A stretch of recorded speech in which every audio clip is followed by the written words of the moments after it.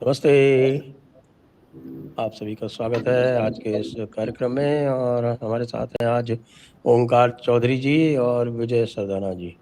और बात करेंगे हम दिल्ली में चल रहे घटनाक्रमों के बारे में। तो आप दोनों महानुभावों का स्वागत है और दर्शकों से अनुरोध है, कृपया हमारे चैनल को सब्सक्राइब करें, वीडियो को लाइक भी अवश्य कर लें। तो मैं सीधे चलता हूँ ओंकार जी के पास। ओंकार जी, ये जो आप देख रहे हैं घटनाक्रम जो बड़ी तेजी से बदला है पिछले 24 घंटों में, और जिसमें आपने देखा कि राहुल गांधी ने भी मार्च कर ली और सोनम वांगचुक ने अपना फास्ट तोड़ दिया। प्रधानमंत्री ने एक कठोर कानून लाने की बात कर ली। जेपी नड्डा जी ने वार्ता कर ली कॉन्स्टिट्यूशन क्लब में, तथाकथित न्यूट्रल वेन्यू पे। तो ये सब देखने के बाद में अब आपको क्या लग रहा है कि ये मामला किस तरफ जा रहा है? क्योंकि मुझे तो दो भाग दिख रहे हैं। एक भाग जो है वो भागना चाहता है, दूसरा भाग जो है वो डटे रहना चाहता है। जी देखिए, बात ये है संजय जी, सबसे पहले तो आपका धन्यवाद याद करने के लिए। आपके दर्शकों को भी नमस्कार, विजय जी को भी नमस्कार। दूसरे, मैं ये कह रहा हूँ कि 15 अगस्त को लाल किले की प्राचीर से प्रधानमंत्री राष्ट्र के नाम संदेश देंगे। उससे काफी पहले सरकार चाहती है कि ये हाय हुल्ला बंद हो। एक जो अराजकता का, एक जो कानून व्यवस्था का प्रश्न खड़ा हो गया है राजधानी में, और केवल संसद से बस चंद कदमों की दूरी पर ये खत्म होना चाहिए। जितने घटनाक्रम अभी आपने बताए हैं, सोनम वांगचुक का अनशन तोड़ना, सरकार के द्वारा कुछ उनकी मांगे स्वीकार करना, आज सीजेपी से दूसरे दौर की बातचीत जितेंद्र सिंह और जेपी नड्डा की, इसके अलावा राहुल गांधी और श्रीमान अरविंद केजरीवाल का एक्शन, ये सब एक्चुअल में इसलिए हुआ है कि जब ये आंदोलन बहुत वीक था, जब कोई जंतर मंतर जा ही नहीं रहा था, उस समय सरकार को जो एक्शन करना चाहिए था वो उसने समय से नहीं किया। बिल्कुल बिल्कुल। उस समय बड़ी आसानी से ये सब तितर बितर किए जा सकते थे, चीजों को अपने नियंत्रण में लिया जा सकता था।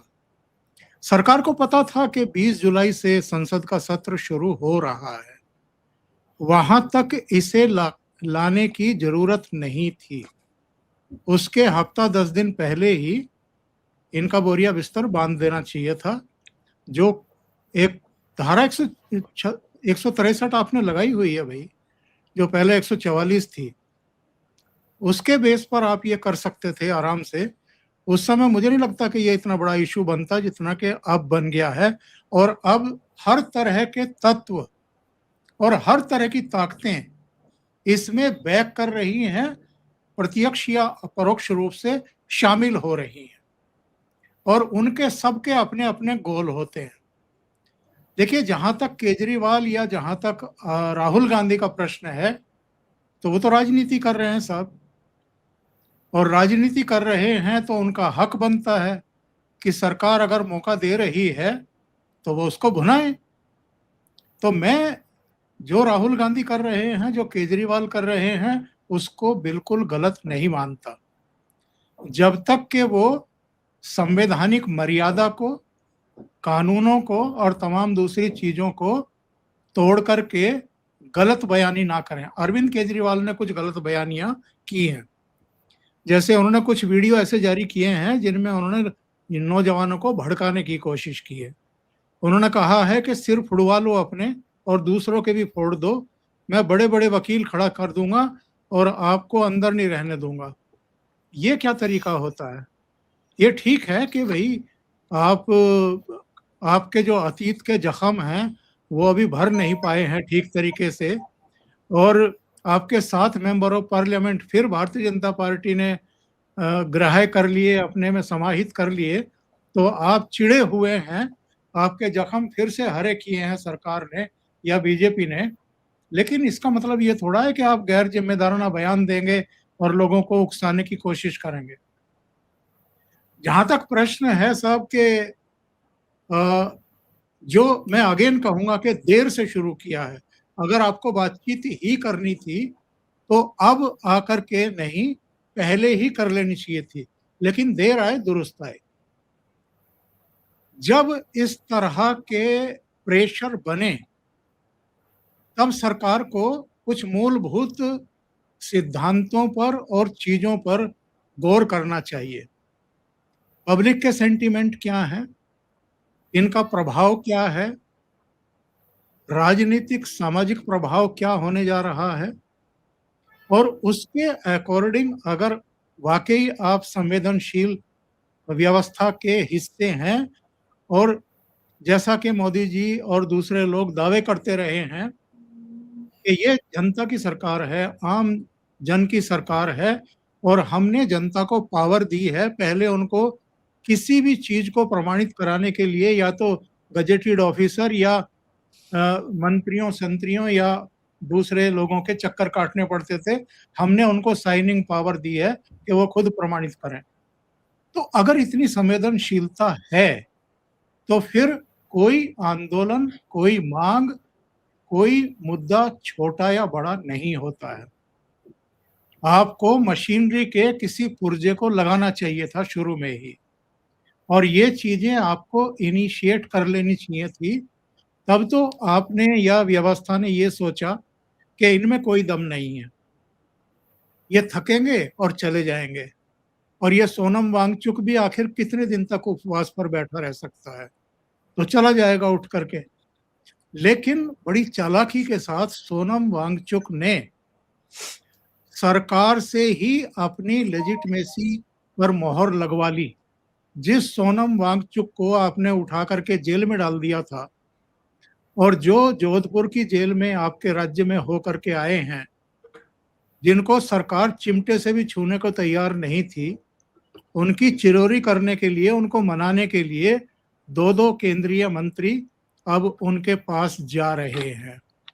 तो सोनम वांगचुक का तो काम हो गया, वो लद्दाख में अपना भविष्य देख रहे हैं।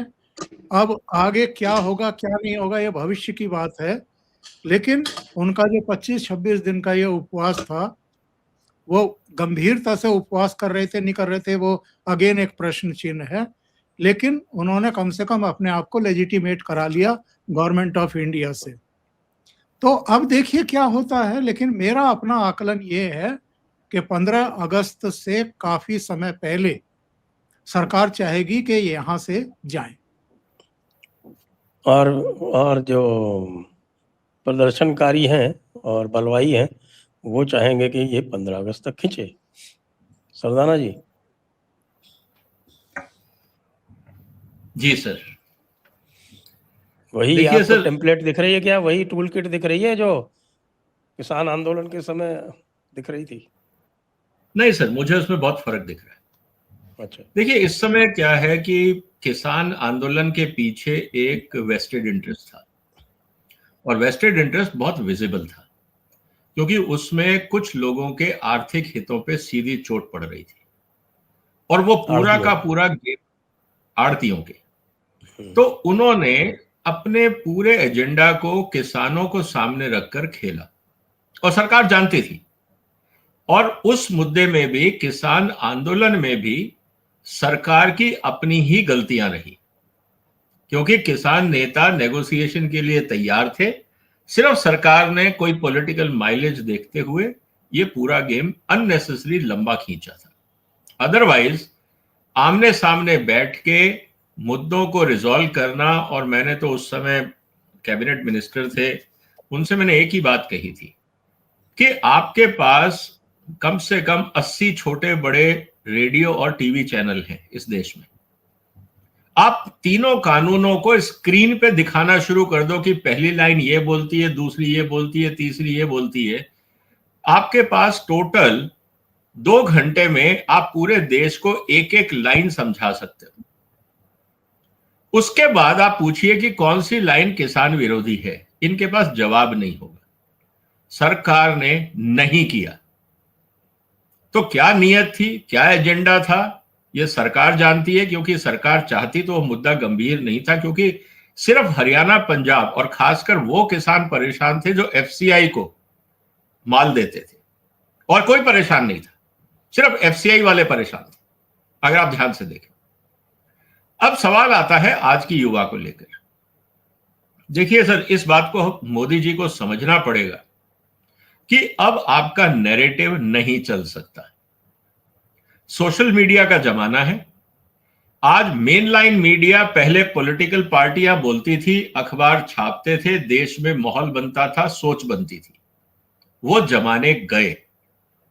आज आपके हाथ में हजारों चैनल्स हैं, करीब 12 करोड़ तो यूट्यूब चैनल है पूरी दुनिया, और मेरे ख्याल से टोटल दुनिया में 20 करोड़ है, 12 करोड़ तो हिंदुस्तान में।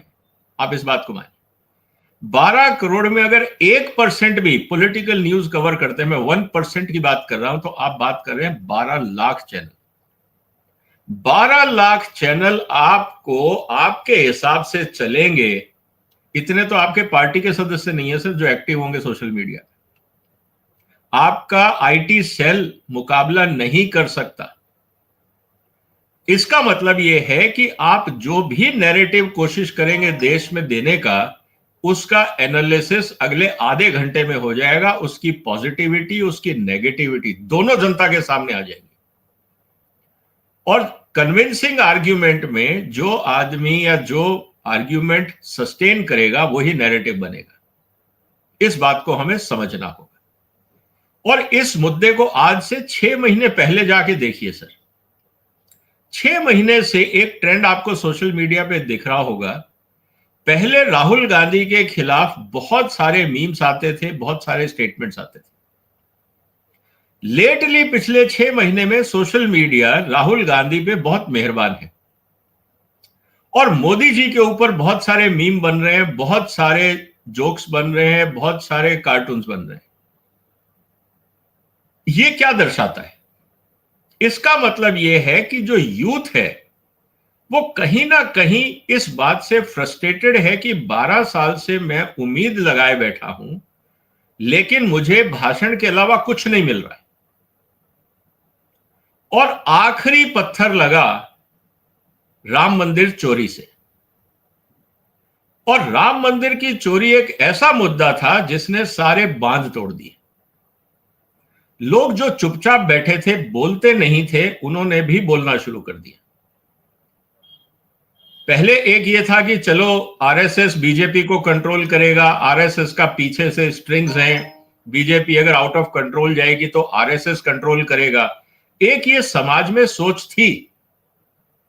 लेकिन राम मंदिर चोरी के बाद आरएसएस की क्रेडिबिलिटी खत्म हो गई, और बीजेपी पे सवाल यह उठ गया कि ट्रस्ट तो आपने बनाया था, और मोदी जी ने आज तक उस पर कोई बयान नहीं दिया। इसको लेकर जो बीजेपी के समर्थक थे, आज आरएसएस के अपने कार्यकर्ता थे, वो कहीं ना कहीं विचलित हैं, अंदर से वो परेशान हैं। और आज अगर आप बात करते हैं ये विद्यार्थियों का या जो यूथ मूवमेंट चल रहा है दिल्ली में जंतर मंदिर पे, मैंने बहुत सारे लोगों से बात करी, व्यापारी वर्ग से, आरएसएस के लोगों से, बीजेपी के लोगों से। कोई भी ये नहीं कह रहा है कि ये गलत हो रहा है। आज लोग ये कह रहे हैं कि यूथ सड़कों पे नहीं आएगा तो कहां जाएगा। लोग आज सहानुभूति दिखा रहे हैं। उन्हीं की सरकार है, उन्हीं के लोग सत्ता में हैं। तो मेरा आज का सवाल यह है, क्या पॉलिटिकल अकाउंटेबिलिटी नहीं होनी चाहिए डेमोक्रेसी में? आपने नीट परीक्षा में चोरी, मतलब कि गड़बड़ हुई, आपने नीचे 12 लोगों को, जूनियर अधिकारियों को, टीचर्स को उठा के जेल में डाल दिया, मान लिया। आज आपने दबाव पड़ा तो एजुकेशन सेक्रेटरी को बदल दिया। पॉलिटिकल अकाउंटेबिलिटी कहां है? अगर आपके मंत्री सक्षम नहीं है, आप सारा ठीकरा ब्यूरोक्रेसी पे, जूनियर स्टाफ पे छोड़ के निकल जाओगे। आपको फोटो खिंचवानी है तो आप सबसे पहले कैमरे के सामने आ जाओ, लेकिन जब उसी डिपार्टमेंट में घपला होता है तो आप गायब हो जाओ। ये कौन सी जिम्मेवारी है? ये कहां की अकाउंटेबिलिटी? तो समाज ये तो जानना चाहेगा ना कि आप फोटो खिंचवाइए, किसी ने मना नहीं किया। लेकिन जब आपके डिपार्टमेंट में घपला होता है, चाहे एक ही दिन में 2,500 फ्लाइट कैंसिल हो जाए, आप जिस इनॉग्रेशन करके आए सड़क का वो दूसरे दिन धंस जाए, आपके पुल गिर जाए, सुरंगें गिर जाए, आप उन्हीं का इनॉग्रेशन करते हो तो फोटो आती है, लेकिन अगले दिन जब वो या उसी हफ्ते जब वो गिरने लगते हैं, आपका बयान तक नहीं आता। आप ये नहीं कहते कि मैं उस साइट पे जाके वहां के इंजीनियर्स और कॉन्ट्रैक्टर को बुला के पूछूंगा ये हुआ कैसे। तो इसका मतलब क्या है? तो आज वक्त आ गया है सर कि समाज अकाउंटेबिलिटी मांगेगा, और यह जरूरी है डेमोक्रेसी के लिए। No one is superior to constitution और डेमोक्रेसी। कोई समाज से बड़ा, देश से बड़ा नहीं है, चाहे वो कितना ही बड़ा नेता हो जाए। तो अगर एक बात हमें समझनी पड़ेगी, पूरा इतिहास उठा लीजिए कि जब यूथ सड़कों पे आता है, जब यूथ गुस्सा करता है, पावर समाज की सबसे ज्यादा यूथ में होती है। आप उसको मिसगाइडेड बोलो, गाइडेड बोलो, जिसकी जो आइडियोलॉजी वो बोल सकता है। लेकिन जब यूथ आता है सड़कों पे, आप चाहे भगत सिंह की बात करो, चाहे चंद्रशेखर की बात करो, चाहे सुभाष चंद्र की बात करो, किसी की भी बात करो, दुनिया अगर बदली है तो यूथ ने बदली है, बाकी सब पैसेंजर है। विजय जी, मुझे तो इसमें से यूथ कम और पॉलिटिकल वर्कर्स ज्यादा दिख रहे हैं, और जो लोग वहां पे हैं वो भी कह रहे हैं कि साहब इसमें 80% पॉलिटिकल वर्कर्स है। ये तो मैनेज क्राउड है, आप इसको यूथ कैसे कह रहे हो? This is not political worker भी, मैं ये कह रहा हूं पॉलिटिकल वर्कर क्या देश का नागरिक नहीं है? और अरे तो वो 40-40, 50-50 साल के तो यूथ नहीं थोड़ी है। है। मुझको अगर कौन यूथ क्यों नहीं कहेगा? है सर? अगर बीजेपी का कार्यकर्ता आ जाता है रैली में, तब तो वो ठीक है। अगर उसी रैली के अंदर कांग्रेस का कार्यकर्ता आता है तो आप कहते हो लेफ्टिस्ट आ गया। सर ये डिवीजन कब तक? चाहे वो कांग्रेस का कार्यकर्ता है, कांग्रेस का यूथ है, बीजेपी का कार्यकर्ता है, यूथ हिंदुस्तान का ही है ना। हम क्यों डिवाइड करते हैं? आज सवाल इस बात का है कि पॉलिटिकल कार्यकर्ता, अगर आपने 18 साल के बच्चे को वोट डालने का अधिकार दे दिया तो पॉलिटिकल कार्यकर्ता बन गया, ऑफिशियली है, उसमें गलत क्या है? आज अगर मेरी बेटी जाके चुनाव में वोट डालती है तो she has to be active political person. वो डफर नहीं होना चाहिए आदमी, क्योंकि देश का भविष्य बना रहा है वो व्यक्ति। ये बात अलग है कि वो रूलिंग पार्टी के साथ है, अपोजिशन के साथ है, वो एक अलग पॉलिटिकल डिबेट। लेकिन इस देश का हर 18 साल से बड़ा व्यक्ति पॉलिटिकली एक्टिव होना चाहिए। अगर वो पॉलिटिकली एक्टिव नहीं है तो डेमोक्रेसी के लिए खराब है, क्योंकि जब तक वो पॉलिटिकली एक्टिव नहीं है, समाज में बदलते हुए रूप को अगर वो समझ के वोट नहीं करेगा, फिर तो वो भेड़ चाल है। हमें हिंदुस्तान में भेड़े नहीं चाहिए, हमें डिफरेंस ऑफ ओपिनियन चाहिए, ताकि सही और गलत का फैसला करके लोग सही निर्णय ले, जो भी निर्णय उनका होगा वो मान्य होगा। यही डेमोक्रेसी है। तो मैं इस बात को सर एंडोर्स नहीं करता कि ये पॉलिटिकल वर्कर है, वो यूथ है, और अगर मान लीजिए 50 साल का भी है, 60 साल का भी है, और अगर वो किसी भी विचारधारा से वहां पहुंचा है, और अगर वो देश हित में कह रहा है कि देश में एक आइडियोलॉजी सही हो रही है जो कह रहा है, और दूसरा कह रहा है गलत हो रहा है, मेरे हिसाब से दोनों ही सही है, क्योंकि दोनों अपने विचार रख रहे हैं। जी ओंकार जी, विजय जी तो आपको और मुझको दोनों को यूथ ही मान रहे हैं, इसके लिए उनका धन्यवाद। लेकिन मैं अब आपके विचार जानना चाहूंगा जो ये कह रहे हैं इसके ऊपर।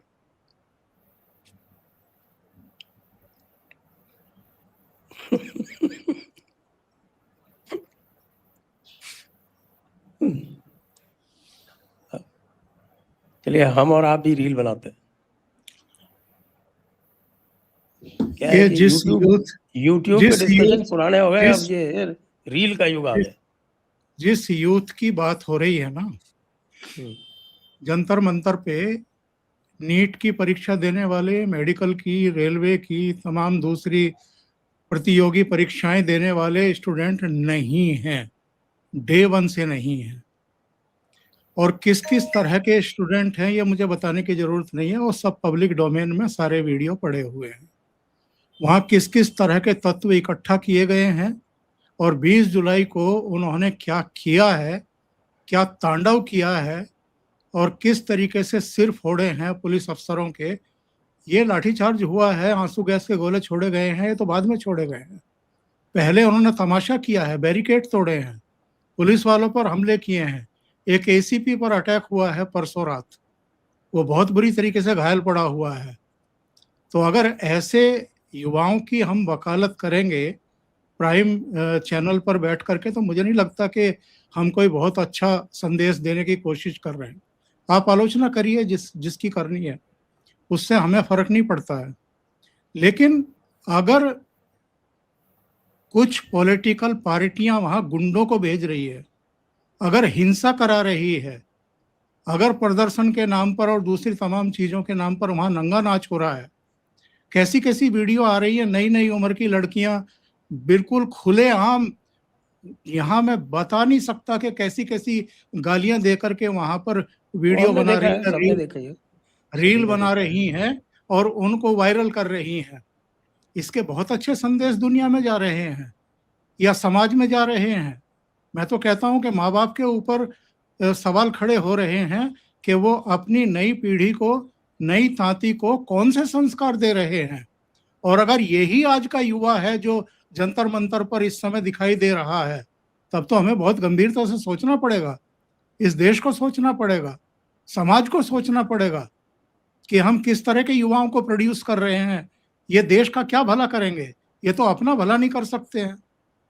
जो सीधे सीधे गाली बक करके रील बना रहे हैं और ना किसी का लिहाज है कि हमारे देश के प्रधानमंत्री जो बेहद लोकप्रिय हैं, आप उनके तमाम चीजों से असहमत हो सकते हैं, आपको आलोचना करने का अधिकार भी है, लेकिन वो आदमी कोई अपने दामाद के लिए या अपने रिश्तेदारों के लिए या अपने खानदान के लिए धन संग्रह नहीं कर रहे हैं, वो लगे हुए हैं देश के लिए। आप उन 75 साल के प्रधानमंत्री के बारे में किस किस तरह की रील बना करके वायरल कर रहे हैं। इतनी आजादी होनी चाहिए क्या किसी को? आप क्रिटिसिज्म करिए, कौन रोक रहा है आपको? आलोचना का अधिकार सबको है, लेकिन ये भी गलत, वो भी गलत, ये भी मैंने शुरू में ही कहा है कि सरकार से चूक कहां हुई है, शुरू में ही ये चीजें एड्रेस कर लेनी चाहिए थी। दूसरी बात ये है कि साहब चलो, उन्होंने तो 8 अधिकारी पहले नाप दिए, अब शिक्षा सचिव को हटा दिया। इससे पहले जो पेपर लीक हुए हैं उसमें किस अधिकारी को हटाया गया, किस कर्मचारी पर गाज गिरी है, कौन से शिक्षा मंत्री से इस्तीफा लिया गया है, कौन से संगठनों ने पहले आकर के जंतर मंतर पर या जयपुर में या लखनऊ में या पटना में आकर के धरने प्रदर्शन किए हैं। तो माफ करिएगा, ये एक पॉलिटिकल मोटिवेटेड एक मूवमेंट है। सरकार ने इसको गंभीरता से नहीं लिया शुरू में, यह उसकी गलती है, लेकिन किसी एक मूवमेंट के कंधे पर बैठ करके हम ये कहें कि इन्होंने कुछ किया ही नहीं है, ये गलत बात है, ये अन्याय है उनके साथ में। जी जी विजय जी, मैं थोड़ा सा आपका ये जो यूथ की जो डेफिनेशन है इस पर फिर से जाऊंगा, क्योंकि जो तथाकथित यूथ था वो 20 तारीख के पहले तो था ही नहीं। तो ये जो कह रहे हैं, जो इंगित कर रहे हैं ओंकार जी, ये तथ्य है, ये मान्य तथ्य है कि एक समय यानी कि 20 तारीख से पहले अगर हम देख लें, 10 तारीख के आसपास 50 लोग नहीं थे वहाँ पे, और खाली शाम को 200 लोग करीब आ जाते थे कुछ वो ब्रेड पकौड़ा वगैरह खाने। तो ये दिख रहा है कि ये एक मैन्युफैक्चर्ड प्रोटेस्ट था। 20 तारीख को हुआ, जो मेरे पास जो सूचना है, वो मेरे पास सूचना बड़े आधिकारिक और बड़े पुष्ट स्रोतों से है कि 20 तारीख को जो क्राउड आया, क्राउड जो था वो मैनेज किया गया था 2 पार्टियों द्वारा, जो दोनों उत्तर प्रदेश बेस्ड है। उत्तर प्रदेश में कभी नहीं करते वो, दिल्ली में उन्होंने क्राउड भेजा, फिर आपका ये जो शाहीन बाग वाला इलाका है, यहाँ से ये 2 पार्टियां ही नहीं, आम आदमी पार्टी का जो फीडिंग एरिया था, वो आपका शाहीन बाग, सीलमपुर, ये सारा जो नॉर्थ ईस्ट वाला इलाका है उधर से था। और चंद्रशेखर आज़ाद की पार्टी का जो फीडिंग एरिया था वो बाहर से आया था। ये तो जो जेन्युइन प्रोटेस्टर्स हैं वही रील्स में बोल रहे हैं कि साहब ये लोग कौन आ गए, यहाँ तो 20% भी जो है वो स्टूडेंट नहीं है। उसमें स्टूडेंट कितने थे, यूथ जो था वो कितना था? हर गुंडे को आप यूथ में इंक्लूड करोगे? हाँ साहब, वैसे तो उसको वोट देने का भी अधिकार है, हालांकि मैं मानता हूँ कि अमेरिका की तरह जिनको चार्जशीट हो गई हो उसको वोट देने का अधिकार नहीं होना चाहिए। जी, ये कौन से यूथ है? देखिए संजय जी, आपका सवाल जायज है और मुद्दा भी गंभीर है। अब सवाल इस बात का है कि अगर ये प्रदर्शन 20 तारीख के बाद उग्र हुआ, ये बात सही है, इस पे हमने पिछली बार भी बात की थी कि सरकार ने या जनता ने इस पे इसलिए ध्यान नहीं दिया था क्योंकि ये ज्यादा मीडिया में नहीं आ रहा था। जब 20 तारीख को पुलिस कार्रवाई हुई और वांगचुक को उठा के, सोनम को उठा के हॉस्पिटल लेके गए, उसके बाद जो मीडिया कवरेज शुरू हुआ उसका अट्रैक्शन रहा। और मैंने हमेशा ये कहा है कि आंदोलन हमेशा वहां पे उग्र होगा जहां पे कैमरा पहुंचेंगे।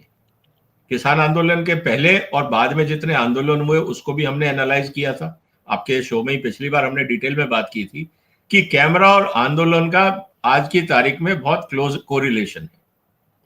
तो जब आपके कैमरा जंतर मंतर पहुंचे और कवरेज शुरू हुआ, 20 तारीख से पहले अगर आप देखें इंटरनेशनल मीडिया में कहीं खबर नहीं थी, और पिछले 3 दिन के अंदर दुनिया का हर बड़ा अखबार और चैनल उसको कवरेज दे रहा है क्योंकि सोशल मीडिया ने पूरी दुनिया में इस मैसेज को फैला दिया। अब सवाल इस बात का है कि अगर आप ये कहते हैं कि साहब पॉलिटिकल पार्टीज, चाहे वो आम आदमी पार्टी हो, चाहे वो चंद्रशेखर आजाद की पार्टी हो, या टिकैत साहब का प्रदर्शन हो, या केजरीवाल का समर्थन हो, या कांग्रेस के वर्कर हो, ठीक है, आप रोक तो सकते नहीं। आप किसको बोलेंगे कि भाई आप अगर XYZ पार्टी के लोग हैं आप वहां नहीं जाएंगे? ऐसा कोई वीसा सिस्टम तो है नहीं, आप उसको रोक तो सकते नहीं। अब रही बात कि हर पॉलिटिकल पार्टी गिवन अपॉर्चुनिटी में अपना नैरेटिव और अपना फायदा देखती है। क्या अन्ना हजारे के टाइम पे बीजेपी और RSS ने फायदा नहीं उठाया था? उन्होंने भी उठाया था। आज उनके खिलाफ अगर उनके ऑपोजिशन फायदा उठाएंगे तो ये तो पॉलिटिकल एजेंडा सबका है, इसमें नई बात तो कुछ है नहीं, हम कुछ नया भी नहीं बता रहे कि भाई किसी समय बीजेपी ने गैस के सिलेंडर लेके गए थे कि हम 300 रुपए कर देंगे, आज 1300 रुपए। तो ये प्रदर्शन और मौके का फायदा उठाना हर पॉलिटिकल पार्टी के DNA में है, क्योंकि आज की तारीख में लोगों को मोबिलाइज करना बहुत एक्सपेंसिव है, डिफिकल्ट है। तो जहां पे भीड़ दिखती है वहां पे अपनी रोटी सेकने हर आदमी पहुंच जाता है। जो सत्ता में होता है वो कहता है ये भीड़ ना बढ़े, जो ऑपोजिशन में होता है वो कहे कि जनता मेरा साथ दे। इररिस्पेक्टिव ऑफ पॉलिटिकल पार्टी सबने ये किया है, कोई नया काम नहीं हो रहा है हिंदुस्तान में पहली बार कि ये प्रदर्शन हो रहा है और ऑपोजिशन जुड़ रहा है। पहले बीजेपी ने भी किया, RSS ने भी किया, यूपी में समाजवादी पार्टी ने भी किया, लालू ने भी किया, जब लालू की सत्ता थी अपोजिशन ने किया, बंगाल में लेफ्ट ने किया, जब लेफ्ट सत्ता में थे ममता ने किया, जब ममता सत्ता में थी बीजेपी ने किया। कौन सी नई बात हम कर रहे हैं? पॉलिटिकल एनिमल का कैरेक्टर ही यही है कि एक सत्ता में होगा दूसरा विरोध करेगा, क्योंकि हर आदमी को वही सत्ता चाहिए जिस पे बैठा है। तो इसमें कोई मुझे नई बात नहीं लगती। अब रही बात कि साहब यूथ किसको बोलोगे, डेफिनेशन क्या है? देखिए, कोई जरूरी नहीं है कि आप वहीं पहुंचे। अगर आप परीक्षा नहीं दे रहे हैं इंजीनियरिंग की तो आपका अधिकार नहीं है प्रदर्शन करना। अगर ऐसा हो जाए तो समाज के अंदर तो फिर जिसकी घर में आग लगी है वही चिंता करे। अगर आप डॉक्टर की परीक्षा दे रहे हैं और नीट का पेपर लीक हुआ है तो सिर्फ डॉक्टर प्रदर्शन करेंगे, इंजीनियर नहीं करेंगे। और अगर इंजीनियरिंग की परीक्षा लीक हो गई है तो सिर्फ इंजीनियर प्रदर्शन करेंगे, बाकी नहीं करेंगे। ऐसा तो होता नहीं, ऐसा दुनिया में कहीं नहीं होता। मास मोबिलाइजेशन डेमोक्रेटिक प्रोसेस में आप आइडियोलॉजी पे चलते हैं। आपको लगता है गलत हो रहा है, आप खिलाफ होते हैं, आपको लगता है सही हो रहा है, आप समर्थन देते हैं। जब बीजेपी की रैली में या कांग्रेस की रैली में 1 लाख आदमी आता है, तब आप क्या पूछते हैं? क्या क्राइटेरिया होता है 1 लाख आदमी की भीड़ इकट्ठा करने का? क्या आप उसमें क्राइटेरिया बना के लाते हैं? आपको बीजेपी की आइडियोलॉजी पसंद है, 1 लाख आदमी आ जाता है। आपको कांग्रेस की आइडियोलॉजी पसंद है, 1 लाख आदमी आ जाता है। तो इस तरह से अगर हम डिवाइड करने की कोशिश करें कि नहीं, उसमें यूथ के अलावा, भाई उनको लगता है कि मेरा फ्रस्ट्रेशन है, मुझे नौकरी नहीं मिल रही, चाहे मेरे को टीचर की नौकरी चाहिए, मैं घर में खाली बैठा हूं, मैं वहां जाऊंगा, प्रदर्शन में हिस्सा लूंगा, एक तो मुझे भी थोड़ा सा मोटिवेशन मिल रहा है एक हिसाब से कि चलो मैं घर से निकल रहा हूं। दूसरा, मैं अपना गुस्सा व्यक्त कहां करूं डेमोक्रेसी में? मैं घर में बैठा हूं, सुबह शाम माँ बाप ताने देते हैं कि तू बेरोजगार है, घर में पड़ा हुआ है, और मैं देख रहा हूं सरकार की तरफ से मुझे नौकरी मिल नहीं रही, मैं अपना गुस्सा कहां निकालूंगा? मुझे भी तो फोरम चाहिए, तो जहां प्रदर्शन होगा मैं वहां पहुंच जाऊंगा। अब रही बात कि साहब गाली गलौज की, जहां तक बात है, गाली गलौज तो हिंदुस्तान की बदलती हुई संस्कृति है। आज ओटीटी पे जिस भाषा का इस्तेमाल होता है, आज टीवी के अंदर जिस भाषा का इस्तेमाल होता है, आज संसद में जिस भाषा का इस्तेमाल होता है, वही भाषा का इस्तेमाल रैली में हो रहा है। तो कहने का मतलब यह है कि ये तो समाज का गिरता हुआ स्तर है। हम रैली को आइसोलेशन में क्यों देख रहे हैं? समाज के हर लेवल पे स्तर गिरा है। पॉलिटिशियंस आपस में कैसी बात करते हैं? आप जब उनके जो कैमरा नहीं हो और उनको पता नहीं हो कि ये फॉर्मल इंटरव्यू है, आप इनफॉर्मली उनकी भाषा देखो कितनी पॉलिश होती है। तो कहने का मतलब यह है सर कि ये बातें तो समाज का गिरता हुआ स्तर, गिरता हुआ मॉरलिटी बोलो या गिरते हुए संस्कार बोलो, ये उन्हीं बच्चों में रिफ्लेक्ट हो रहा है, क्योंकि वो अपने स्कूल में भी यही देख रहे हैं, उनके टीचर भी यही बोल रहे हैं, उनके घर में भी यही हो रहा है, जो टीवी खोल के देखते हैं वहां भी यही भाषा का इस्तेमाल हो रहा है, और यही भाषा का इस्तेमाल सोशल मीडिया पे हो रहा है। इसमें नई बात क्या हो रही? तो कहने का मतलब बहुत क्लियर है सर, समाज बदल रहा है। हम नए समाज को पुराने पैमाने से नहीं देख सकते, और इस बदलते हुए पैमाने में सरकारों को जागना होगा कि आप अब उतने स्लो, जो आपका सबसे बड़ा कंसर्न है संजय जी, वो यही है कि सरकार पहले 15 दिन क्यों सोती रही? सरकार को यह गलतफहमी थी कि दे विल मैनेज, क्योंकि सिस्टम उनके पास है, ताकत उनके पास है, सब कुछ उनके पास है, वो आज तक दुनिया को मैनेज करते आए, आगे भी कर लेंगे। ये हिस्टोरिकल ब्लंडर जो उन्होंने किया आज तक, उसकी कीमत आज उठा रहे हैं कि अब समाज आपके कंट्रोल में नहीं है। अब आप नैरेटिव नहीं डिसाइड कर सकते, आपको समाज के साथ समाज की अपेक्षाओं को, आकांक्षाओं को समझना होगा। अब यूथ में पेशेंस नहीं है, वो एग्रेसिव हो रहा है। आप एग्रेसिव यूथ के साथ फॉर्मूला नहीं चला सकते। 1 मिनट टोकूंगा थोड़ा सा आपको जी। 20 तारीख को जिस तरह की हिंसा हुई हमने देखी, क्या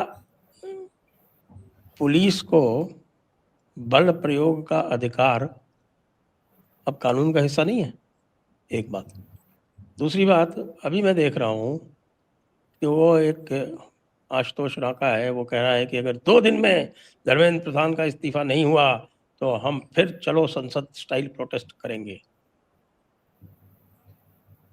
ऐसे में पुलिस को बल प्रयोग क्यों नहीं करना चाहिए जब साफ साफ हिंसा की धमकी दी जा रही है? आपको अपने जितने भी बातें कहने का सबका अधिकार है, और आप लाल किताब लेके चलते हैं, उसको दिखाते हैं कि साहब ये संविधान है। संविधान में जो फ्रीडम ऑफ एक्सप्रेशन है वो एब्सोल्यूट नहीं है, आप वकील हैं, अच्छी तरह से जानते हैं। उसमें कम से कम 9 रेस्ट्रिक्शंस हैं, और जो सारे कानून बने हैं बल प्रयोग के, उन्हीं 9 रेस्ट्रिक्शंस के अधीन बने। तो ये जो आप दे रहे हैं ना कि साहब कि नहीं, कि यूथ जो है वो जैसे चाहेगा वो एक्सप्रेस करेगा, बिल्कुल कतई नहीं। ये किसी भी सभ्य समाज में ये जो है ये एक्सेप्टेबल नहीं है। देखिए, नहीं संजय जी, जैसा चाहेगा का मतलब गैर कानूनी काम नहीं, जैसा चाहेगा मतलब संविधान सारे गैर कानूनी हो रहे हैं। वो पहले दिन से वहां बैठा हुआ है, वही काम एक बात बताइए संजय जी, एक बात बताइए, रहे हैं भाई, का ट्रक भर के प्रदर्शन साइट पे, पूरा ट्रक भर के पत्थरों का कौन लाया? सीसीटीवी फुटेजेस है ना, दिल्ली पुलिस ने क्या जानकारी दी जनता को कि ये ट्रक कौन ड्राइव करके कितने बजे लाया? पत्थर, ईंटें सब लीक क्यों, कौन लेके आया वहां पे? कोई प्रदर्शनकारी तो नहीं लाया था, पुलिस लेके आई। इसका मतलब यह है कि कोई तो षड्यंत्र कर रहा है। और उसको एक्सपोज क्यों नहीं किया पुलिस ने कि इतने बजे ये गाड़ी यहां से आई और इस ड्राइवर को हमने अरेस्ट किया? ये मुद्दा आज कोर्ट के अंदर चर्चा में है। कोर्ट के सामने ये बात गई है कि सर टूटी हुई कारें लाके वहां खड़ी कर दी गई हैं जिनके कांच टूटे हुए हैं, और पत्थरों से भरा हुआ ट्रक लाके वहां खड़ा कर दिया गया है। क्या सीसीटीवी फुटेजेस के अंदर होम मिनिस्ट्री और दिल्ली पुलिस अभी तक ये नहीं पता लगा पाई कि ये कहां से आए, कहां की गाड़ियां थी, कौन ड्राइवर आया, कितने बजे आया? क्या आपकी इंटेलिजेंस एजेंसीज और पुलिस डिपार्टमेंट इतना अक्षम है कि उन लोगों को आज तक अरेस्ट नहीं कर पाई? इसका मतलब क्या है? तो कहने का मतलब यह है कि षड्यंत्र हो रहा है। कौन कर रहा है ये अपने आप में बड़ा सवाल है। आप तो सीधे सीधे ये कह रहे हैं कि सरकार षड्यंत्र कर रही है। ओंकार जी के पास ये ओंकार जी, मैं ये कहता हूं कि आप अगर सरकार नहीं कर रही है तो पुलिस को ये जानकारी देनी चाहिए कि कौन लाया। ओंकार जी के पास चल रहे थोड़ी देर। ओंकार जी ये तो कह रहे हैं कि साहब सरकार षड्यंत्र कर रही है, बताइए अब आप क्या जवाब दें और क्या बात करें। देखिए, एक होता है तर्क वितर्क और एक हो जाता है कुतर्क। आज आपका कहना है कि विजय जी जो है वो कुतर्क की तरफ अग्रसर है। बिल्कुल कुतर्क कर रहे हैं। सारे एविडेंस दिखाने की बात कर रहा हूं सर, कुतर्क नहीं है। मेरे एविडेंस को आप क्वेश्चन कर रहे हैं। ये एविडेंस आज कोर्ट में रखा गया है और आप ये कह रहे हैं कि फोटोग्राफिक एविडेंस, वीडियो एविडेंस कुतर्क है, तो फिर मैं आपके आर्ग्यूमेंट को कुछ नहीं कह सकता क्योंकि आप एविडेंस को ही एक्सेप्ट कर रहे हैं। एक बात बता रहा हूं, एक तो मैं मैं विश्वास ही नहीं रखता और ऐसी बहस में मैं शामिल भी नहीं होता। आगे से मैं एहतियात रखूंगा इस बात का, संजय जी को भी कह करके रखूंगा। सारे वीडियो आप दोनों लोग जो है वो अपने अपने समय में पूरा बोल रहे हैं, उस पर कोई वो नहीं है। सारे वीडियो सोशल मीडिया के डोमेन में उपलब्ध हैं। गाड़ियों को कौन तोड़ रहा था, कौन उनके शीशे तोड़ रहा था, कौन पुलिस की गाड़ियां पलट रहा था, सारे वीडियो उपलब्ध हैं। सरदाना जी कह रहे हैं कि पता नहीं वो टूटे हुए शीशों वाली गाड़ियां ला करके किसने खड़ी कर दी। ये कुतर्क नहीं है, क्या है ये? और ये कौन सी भाषा है? ये कोई तरीका नहीं है। सारे पब्लिक डोमेन में वीडियो हैं। पता है कौन तोड़ रहा है, पता है किसने एसीपी का सिर फोड़ा है, किसने पुलिस को घेर करके बहुत बुरी तरीके से मारा है, ब्रूटली मारा है। वीडियो हैं। जो लोकल यूट्यूबर हैं उनमें महिलाओं तक को गलत तरीके से वहां से ग्रैब करके निकालते हुए गुंडे थे वो। तो किसका बचाव करेंगे? और सरकार पर ब्लेम बिना सबूतों के आप कैसे कर सकते हैं कि वो ईंटों वाला ट्रक जो है वो सरकार ने या पुलिस ने ला करके खड़ा किया है? ये तो गलत बात है ना। जब तक कोई जांच एजेंसी इस बात को प्रूव ना कर दे, और ऐसा नहीं होता है कि बहुत सारी चीजें जो हैं वो आप जब बिल्कुल प्रदर्शन चल रहे हों, जब हाइप पर हो, सारा कुछ टेंशन हो, जब चीज़ों को बिगाड़ने की कोशिश की जा रही है, जब दो स्तर की बातचीत चल रही है, तभी सारे तथ्य समाज के और देश के सामने रखे जाएं। दूसरे, समाज का जिम्मा कब से सरकार का हो गया उसको शिक्षित करने का और संस्कारित करने का? मैंने तो जितना पढ़ा है पॉलिटिकल साइंस में और जितना भी लोक प्रशासन में पढ़ा है, किसी सरकार की जिम्मेदारी नहीं होती है कि वो समाज को शिक्षित और संस्कारित करे। और अगर कोई गुंडा तत्व गलत जबान बोल रहा है, माहौल खराब करने की कोशिश कर रहा है, तो फिर ये बीएनएस और ये आईपीसी ये सब क्या करेंगे? इनको उठा करके पेड़ पर टांग दें? इनका उपयोग कब करेंगे? और जो संजय जी ने कहा है कि अगर मॉब इतनी ज्यादा हिंसक हो रही है, अगर 163 का भी सम्मान करने को तैयार नहीं है, और सारी भड़ास निकाल देना चाहते हैं, सबको गालियां बक रहे हों, तो फिर पुलिस उनको नियंत्रित नहीं करेगी। और नियंत्रित करने का तरीका क्या है पुलिस के पास में? हाथ जोड़ करके खड़ी हो जाए, उनको फूल मालाएं पहनाए। बल्कि मैं तो ये कह रहा हूँ कि आज जो है एक नाटक किया हमारे राहुल गांधी जी ने एक साहब इसको पैलेट गन लगी, तो पैलेट गन तो एक अहिंसक तरीका है मॉब डिस्पर्सल का। आज क्या हम ये कहना चाहते हैं कि साहब की पुलिस को ना तो लाठी का उपयोग का अधिकार है, ना आंसू गैस का अधिकार है, ना पैलेट गन का अधिकार है। ये अधिकार आप पुलिस से ले लीजिए, आपके घर में घुस के तांडव करेंगे ये गुंडे, जैसा कि कश्मीर में करते थे। तो ये जो आप कह रहे हैं ना साहब कि ये यूथफुल एक्सप्रेशन है साहब, मैं तो कतई इससे जो है वो इत्तेफाक नहीं रख सकता। अब ये भी मैं देख रहा हूँ कि सारे के जितने भी गुंडे थे उनके सबके जो है वो फोटो जो है वो जारी कर दिए।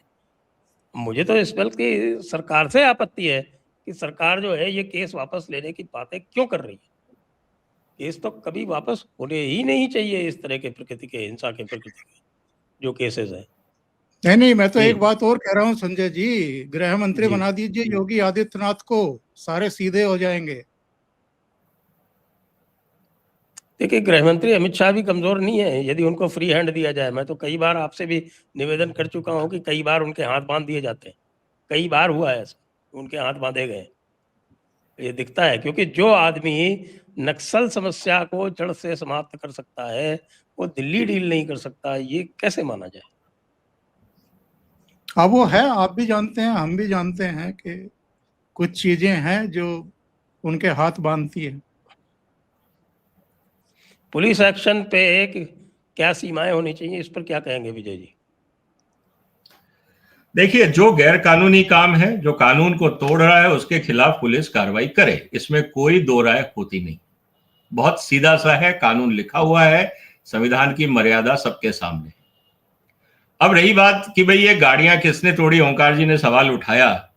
मेरा सिंपल एक छोटा सा सवाल है, जब संसद में ये बहस, जब कोर्ट में ये बहस चल रही थी इस मुद्दे को लेकर कि साहब ये ट्रकों, हाँ आज भी कल भी, हाँ, उस समय अगर सरकार के वकीलों के पास ये जवाब नहीं थे जो ओंकार जी बोल रहे हैं, अगर दिल्ली पुलिस ने अपने वकीलों को नहीं बताया कि किसने गाड़ियां तोड़ी, अगर वीडियोस दिल्ली पुलिस ने अपने वकीलों को नहीं दी अपने डिफेंस में, और पत्थरों से भरा हुआ ट्रक कौन लेके आया, आज तक अगर दिल्ली पुलिस पिछले 48 घंटे में उसका पता नहीं कर पाई, गलती किसकी है? क्योंकि कोर्ट में अगर आप अपने पक्ष नहीं रख रहे हैं, एविडेंस नहीं रख रहे हैं, तो कैसे माना जाएगा कि आपके पास एविडेंस है? पुलिस अपने बचाव में क्या एविडेंस नहीं रखेगी, या गुंडों को बचाने के लिए एविडेंस छुपा रही है? किसको बचा रहे हैं एविडेंस छुपा के? तो सवाल इस बात का है, केस तो कोर्ट ने डिसमिस किया है ना। देखिए, कोर्ट ने जो डिसमिस किया वो अपने आप में एक मजाक बन गया उसको लेके। आज वकीलों में चर्चा इस बात की है कि सुप्रीम कोर्ट के पास कॉमेडियन के लिए टाइम है, लेकिन यूथ पे डंडे बरसाए जा रहे हैं, इसके लिए टाइम नहीं है।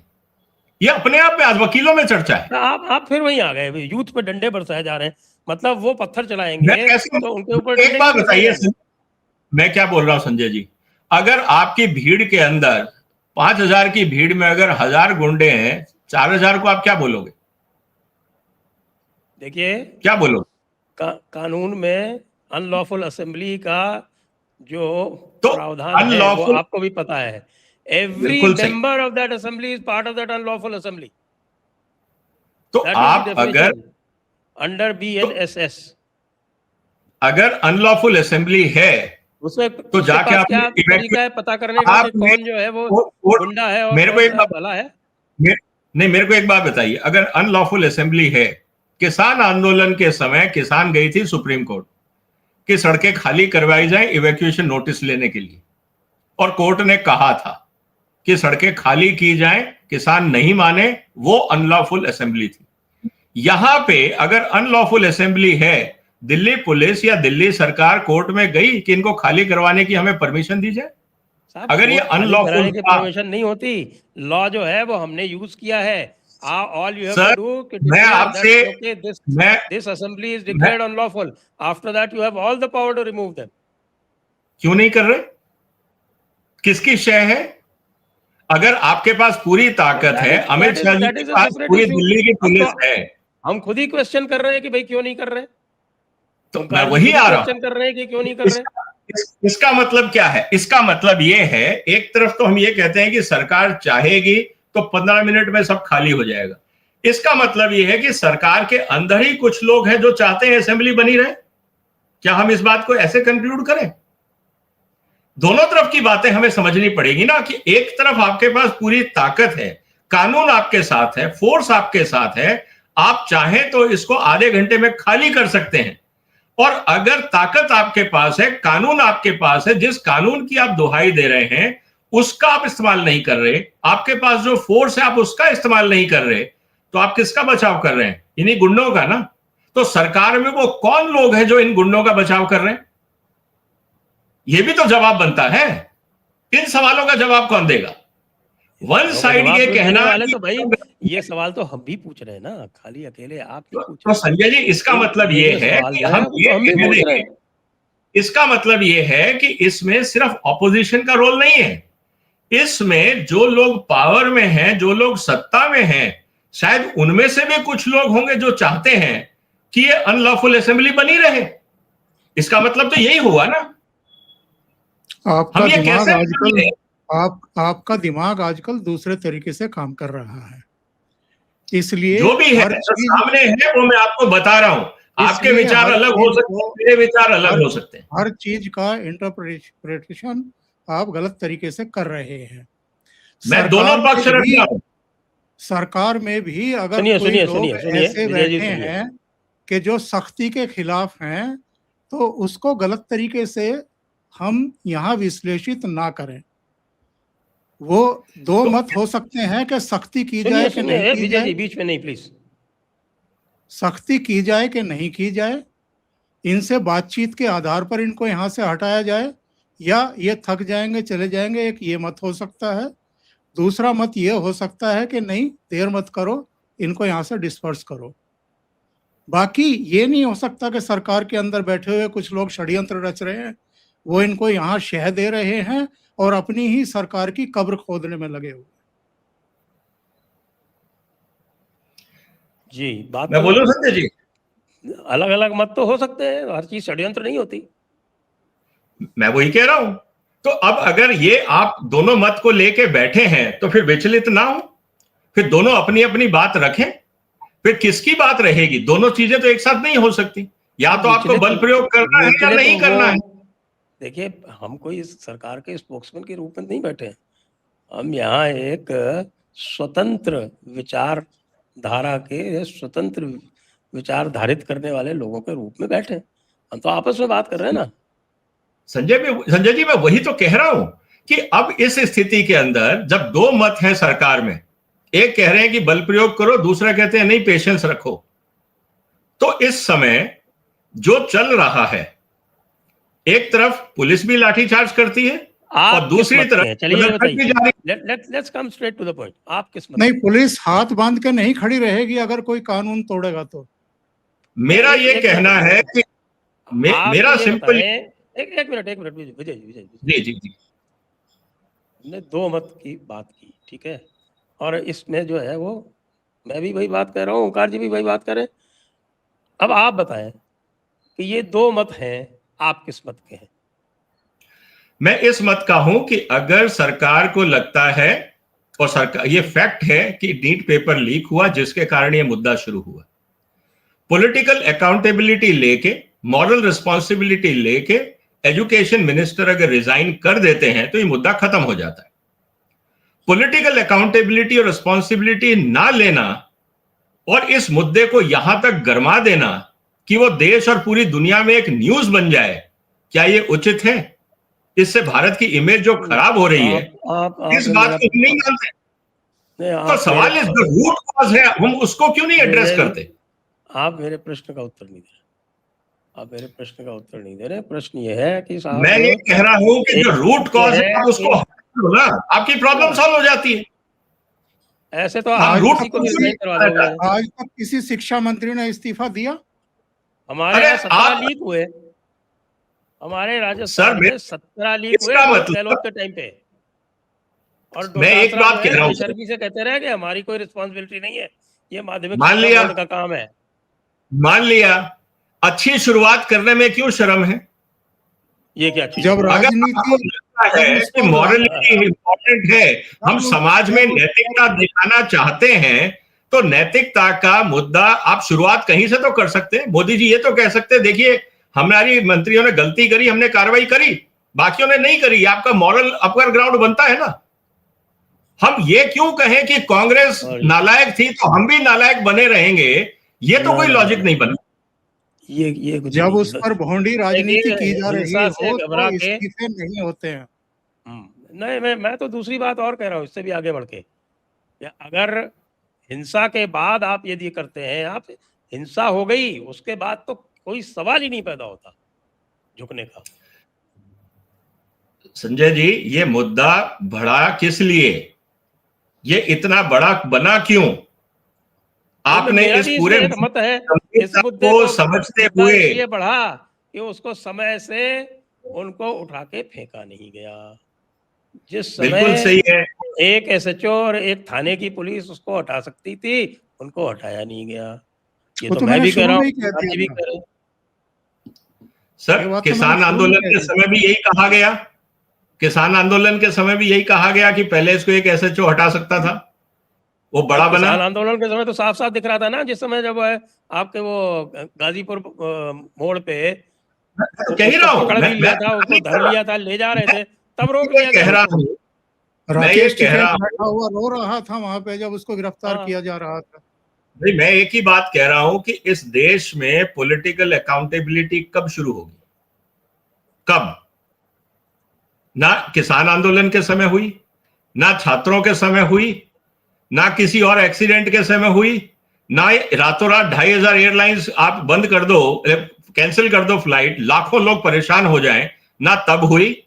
इस देश में सबसे बड़ा सवाल यह है कि पॉलिटिकल अकाउंटेबिलिटी कब शुरू होगी? कब तक हम उसको डिफेंड करते रहेंगे कि अपोजिशन का मुद्दा था, या हिंसा हो गई, या यूथ था, वहां किसान था? हम बेसिक सवाल पे क्यों नहीं आते हैं कि हिंदुस्तान में पॉलिटिशियंस अपनी अकाउंटेबिलिटी कब लेंगे? कांग्रेस नालायक थी, उसको बदल दिया दुनिया ने, क्या बीजेपी भी उसी रास्ते पे चलेगी? पॉलिटिकल अकाउंटेबिलिटी का कोई मतलब नहीं है इस देश में। क्या हम ये कहना चाह रहे हैं कि पॉलिटिशियंस को छोड़ दो, बाकी सब दोषी? क्या हम ये कहना चाह रहे हैं? पॉलिटिकल अकाउंटेबिलिटी मॉब नहीं तय करेगा। मैं कह रहा हूं कि पीएम को खुद तय करनी चाहिए थी। आप ये मॉब कब बना? मॉब उस दिन नहीं बना जिस दिन ये घटना हुई थी। ये मॉब बन गया घटना ना, हुई क्योंकि अब तो मॉब की पॉलिटिकल अकाउंटेबिलिटी तय हो। अकाउंटेबिलिटी नहीं थी, इसलिए मॉब सड़कों पे आया। ये उल्टा है sir, mob is a reaction of lack of political accountability. Managed mob, आप क्या बात कर रहे हैं? आज क्या हो गया सर, मैं कह रहा हूं मैनेज होने क्यों दिया गया? अगर आपने कार्रवाई कर ली होती तो मैनेज कैसे होता मॉब? आप मैंने घूम अभी के उसी में 5-7 मिनट पहले पहले क्या अंडा था कहा या था मुर्गी, पहले अंडा था या मुर्गी, उसी में चल रहा है। कि विजय सरदाना आजकल एक अलग ट्रैक पे चल रहे हैं। अगर अरे कुछ वो भी छोड़िए, उनको साबित करना उनको है अधिकार है अलग ट्रैक पे आप चलने का। मेरे मुद्दे पे बात करिए। विजय सरदाना इज वो नॉट इंपॉर्टेंट। आप बताइए निश्चित ओंकार जी, देश में निश्चित पॉलिटिकल कर देंगे। अकाउंटेबिलिटी होनी चाहिए या नहीं? आप मुद्दे की बात नहीं कर रहे हो। पॉलिटिकल अकाउंटेबिलिटी होनी चाहिए या नहीं होनी चाहिए, सवाल ये है। विजय मेरे सरदाना विचार इज से नॉट। पॉलिटिकल इनसे ज्यादा अकाउंटेबल प्रधानमंत्री आज तक नहीं हुआ। वो आपके विचार हो सकते हैं, लोगों के विचार अलग हो सकते हैं। तो इन्हीं अलग विचारों के ऊपर आज की सभा को हम करेंगे समाप्त, क्योंकि समय पूर्ण हो चुका है और इन मुद्दों को हम दर्शकों के लिए छोड़ते हैं। दर्शक आप कृपया है, आपने देखा आज गर्मा गर्म बहस हुई, तो ये दो मत जो हैं वो स्पष्ट दिखाई पड़ रहे हैं। तो आप लोग भी अपना मत व्यक्त करें, या आप क्या सोचते हैं। जय हिंद, जय भारत, वंदे मातरम। वंदे मातरम।